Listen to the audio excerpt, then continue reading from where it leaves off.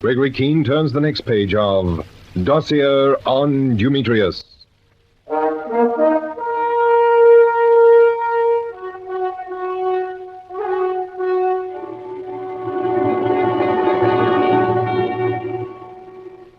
Katz and I came back from Berlin to find that Peter Ridgway hadn't been idle while we were away. Somehow or other, he'd found that Hyde was singing at the Red Feathers Club, managed to get into her dressing room, the Lord only knows how, and made arrangements to meet her the following night in the Gloucester Road tube station. Of course, there was something wrong somewhere. Ridgway, up to date, had given every indication of being a pretty foxy customer. Though would he arrange to meet Hyde, knowing she'd tell us and we'd be waiting for him down in the tube? But just the same, we had to act on it, so Inspector Frayne and his chaps gathered in the tube just before 2:30. At the same time, I was waiting in the Red Feathers Club for Hyde. I wasn't taking any chances. I was seeing her home myself. You know, she definitely had something, that girl. I watched her go up the stairs to her dressing room to change. I suppose if you went over her with a tape measure, you'd get much the same figures as 100 other girls. I don't know. Anyway, there I was waiting, with Hyde upstairs in her bed. And now, just before I go down and put myself under Gregory Keene's wing, where will you get in touch with me again? At Bolton Sanatorium. I'll be waiting back there for Yachty.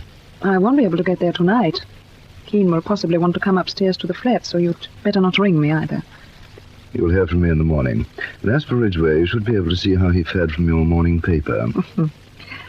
Yes, if this sort of thing goes on much longer, I won't be able to face Gregory Keene without bursting into screams of laughter. Very soon now, you won't be plagued with Keene anymore. But I quite see your point. Yachty's attending to Ridgway in the underground at Hyde Park corner, while Scotland Yard and 20 policemen stand hopefully about waiting for him at Gloucester Road. And Keene sits hopefully about downstairs waiting for me. Well, don't keep him waiting too long. It might be embarrassing if he came up and found me here. Yes, what would he do, I wonder? If someone went to him now and said, Dumetrius himself is in Hyde Bergner's dressing room. Never make the mistake of underestimating our position, Hyde. I almost did in Berlin when we were getting our working capital with the forged papers, and that, my dear, is actually why I'm here tonight. I wanted to see this Major Keene. How old is he? About 35. To me, he looks resolute, cultivated, and tempered, one might say. You surely went down in the club. I watched you through the hole in Mazzotti's office, and I noticed something I didn't quite like. Keene's not getting interested in you, is he? Possibly. It would be wise of you never to forget to whom you belong. Hand me the fur coat, will you? Hyde, did you hear what I said? I heard you. Earlier you said something about Yachty adding a variation of his own to the trap for Peter Ridgway. What is he? Yachty will appear in the Hyde Park underground in the guise of an old, grey-haired woman. He's very good at that sort of thing. Ridgway will ignore him. An old woman? Oh, how utterly ghastly. But I suppose it's Ridgway's own fault for getting in our way. I'd better hurry. Gregory Keene won't wait for me forever. Before you go, Hyde... I know. You've said it before. Listen to me. Yachty, Bookman, and Tony Mazzotti you can watch and use, but never trust. But the moment you include me in their category, then I'm finished with you. I'm no ordinary woman. That I concede you. Then leave the handling of people like Gregory Keene to me, will you? Can I trust you, Hyde? I'm going down to rejoin Keene. You can trust me. You, above all men, are no fool. But only a fool would ask such a question as that. Of course you can trust me. Always. Only a fool trusts anyone but himself, Hyde. That's why even you don't exactly know what's going to happen. Well, it might be a good idea to get out of here. It's getting close to Ridgway's appointed hour. What do you make the time, Digby? 23 minutes past 2. Same here. You go down first. Take your position on the platform, and if there's anything fishy when I get down there, give me the signal. How long will you be? 5 till 7 minutes. When my watch says 2:30, I'll step off the escalator and walk onto the platform. Watch yourself, Peter. Same to you. I've got the Luger. You'll see that you keep the darn thing handy. But there's something we hadn't thought of. Suppose some sort of scrimmage develops down there and we have to run. Shall we make a bolt for it together? I say no. Why? It'll associate us. No matter what happens tonight, it might come in handy later if no one knows we're together. None of the gang, I mean. I'll pay that. And we bolt separately if we have to and meet back in the attic at Sally's place. Roger. I say, old boy. Huh? Suppose these people are too good for us and well, you know, suppose I catch it.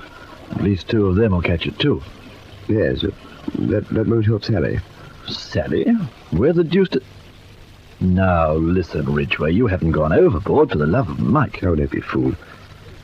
But you might still do what you can for the poor little kid. There's no time to be thinking about Sally. And if that's the way you feel, you'd better call this harebrained stunt off right now. Nothing doing. One way or another, I'm finding out if Hetty Bergner helped to kill Godowski. Tonight. We natter here all night, we'll find out nothing. Time I made a move. Go to it. Hey. What? Good luck, chum. Just keep your finger on Aggie the Luger. Come on, get going.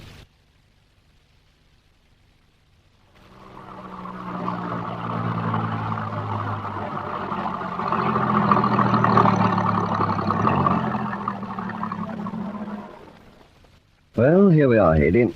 At least you're as far as your flat without us seeing any sign of Ridgway. But how could we? He'll just be arriving at the Gloucester Road Tube. I don't think Ridgway has any intention of showing up at the Gloucester Road Tube. Why not? Well, he wouldn't be such an unutterable idiot. I think he has some idea of focusing our attention there while he... Well, he might be somewhere in this vicinity right now, waiting for you.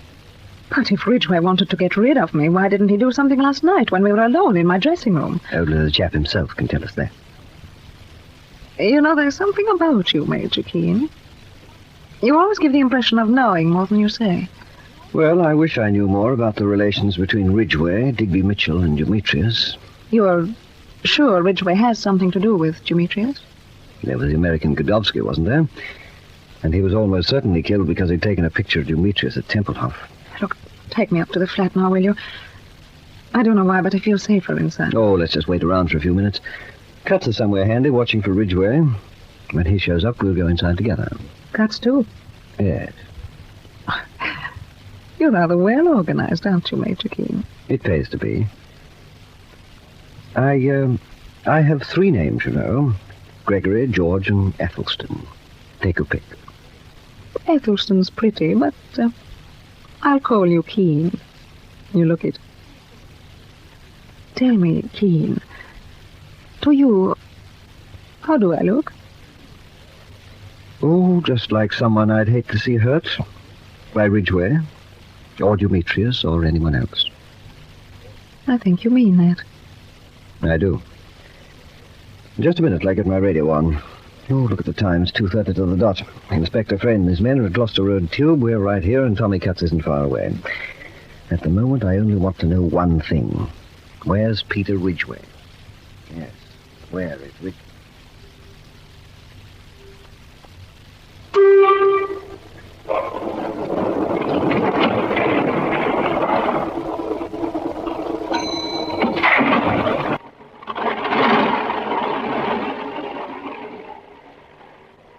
2:30 by the clock in Hyde Park Corner Underground. 5 people on the platform. No sign of Hetty Bergner. Mitchell 2/3 of the way up with his paper. A little dark, fat man with a black overcoat and a black Homburg hat. Might as well wander up towards Mitchell. No one will notice the odd word. Ah, a character with his collar turned up, lounging in one entrance tunnel, the stairway tunnel. Paying no attention to me by the look of him. An elderly lady with grey hair. Scarcely anything to be scared of there. We can safely ignore her. That leaves one other. A girl in slacks with a Pekingese on a leash. Why the peak? Oh, can't you guess, Ridgway? Now for that word with Mitchell. I beg your pardon. Can you give me a light? Certainly. I don't get it. The only possibles are the chap in the tunnel and the little fat fellow. But they don't seem to be taking any notice of you. My bet's the chap in the tunnel. Keep your eye on him. It's 2 minutes past the half hour. We'll wait for one more train. Watch yourself. And the little fat chap. I'd rather watch you for that signal. Get away from me. Little fatty's onto us. Thanks very much. Good night. Little fatty in the Homburg hat, eh? Uh-huh. Train's coming by the sound of it. Fatty's nowhere near me. The nearest, the elderly lady with grey hair. Chap in the tunnel's coming out now. The girl in slacks has picked up the peak. Fatty with the Homburg's going to the other end. The woman with the grey hair's round behind me. Maybe it's all a lot of rot. Maybe Hetty's on this train coming in now. What's there to be afraid of? What's running down your spine, you fool? Mitchell's watching him for you. There's no danger. Only an old lady behind you and 4 others you can see getting ready to board the train. Get a grip on yourself, Ridgway. There's no danger. Only an old woman. There's nothing to be afraid of. You fool. Only an old woman. Ridgway, look out!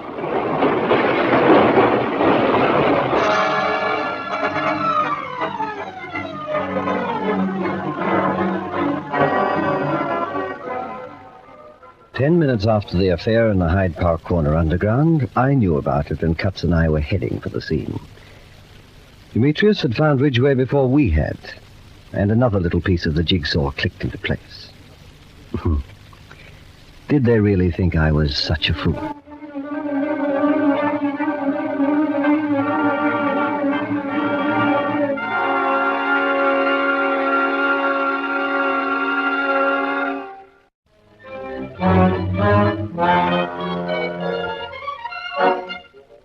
What happens to Peter Ridgway in the Hyde Park Underground? Listen for the next chapter in this story of suspense, Dossier on Dumetrius.